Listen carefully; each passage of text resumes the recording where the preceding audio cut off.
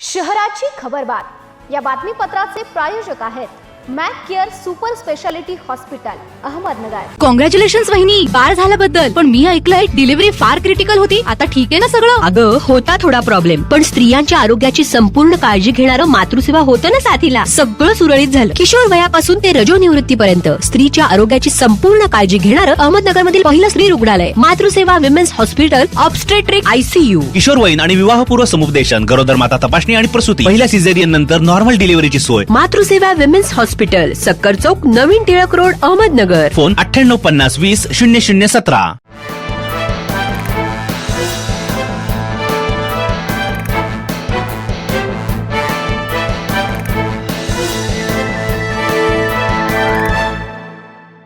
नमस्कार, मी साक्षी, न्यूज 24 सह्याद्रीमध्ये तुमचं स्वागत। पाहूया अहिलानगर शहरातील महत्त्वपूर्ण बातम्यांचा आढावा शहराची खबरबातमध्ये।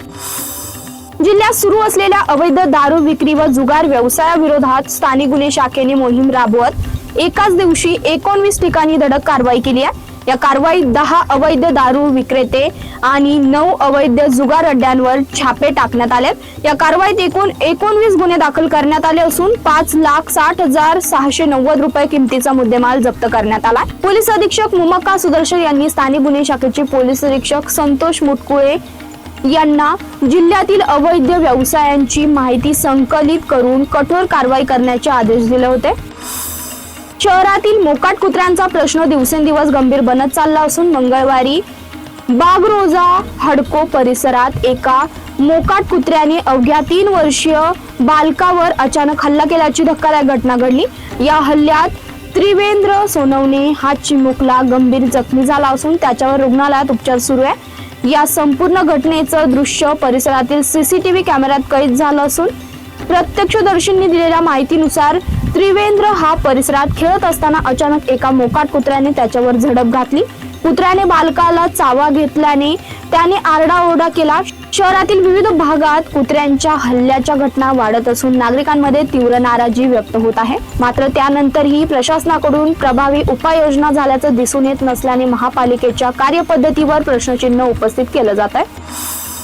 जन्म मृत्यू नोंदणी प्रणालीतील जुन्या नोंदी केवळ माहिती अद्ययावत करण्यासाठीच कराव्यात। या प्रक्रियेत नावे बदलणे किंवा चुकीच्या पद्धतीने दुरुस्ती करण्याचे प्रकार कोणत्याही परिस्थितीत खपवून घेतले जाणार नाही।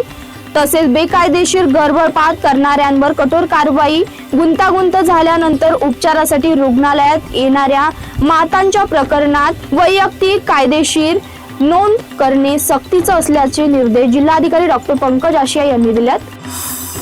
नगर जिल्हा मध्यवर्ती सहकारी बँकेच्या प्रशासकपदी अतिरिक्त निबंधक संगीता डोंगरे यांची पदोन्नती नियुक्ती करण्यात आली आहे। बँकेच्या संचालक मंडळांच्या निवडीचे वेध लागलेले असतानाच प्रशासक पदात गेल्या 3 महिन्यात झालेला हा तिसरा बदल आहे। दरम्यान श्रीमती डोंगरे आज बुधवारी प्रशासक पदाची सूत्रे स्वीकारणार आहेत। जिल्हा बँकेच्या निवडणुकीची धुरा सध्या तरी नाशिक विभागाची विभागीय सहनिबंधक यांच्याकडे राहणार असल्याचं सांगण्यात आलंय।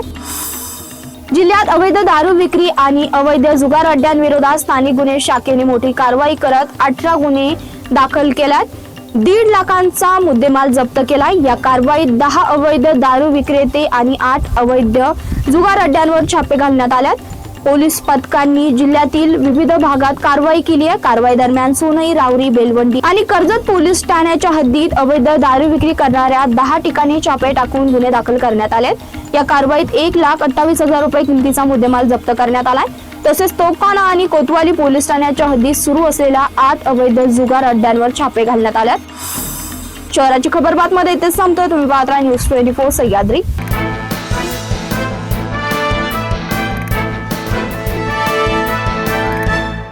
शहराची खबरबात या बातमीपत्राचे प्रायोजक होते Mac care super speciality hospital Ahmednagar.